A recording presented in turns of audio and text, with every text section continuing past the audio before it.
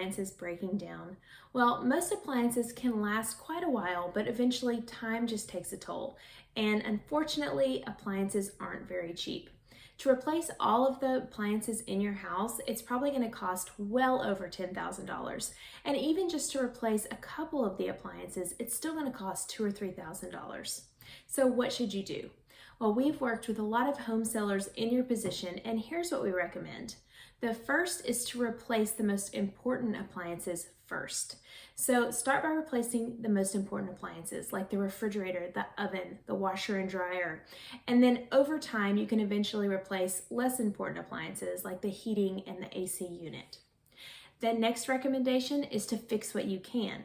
So if the appliances are really old, then they're probably going to have to be replaced, but it's worth having an expert come out and tell you what can be repaired instead of replacing all of them up front. It's always going to be cheaper to repair an appliance as opposed to fully replacing one.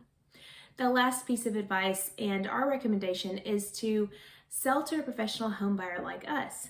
So if things are breaking down quicker than you can fix them and the bills are just adding up, we'd understand if you'd want to sell the property, especially if you've got a lot of equity in the house. So we buy houses as is, we pay cash, and we can close in as little as 2 weeks.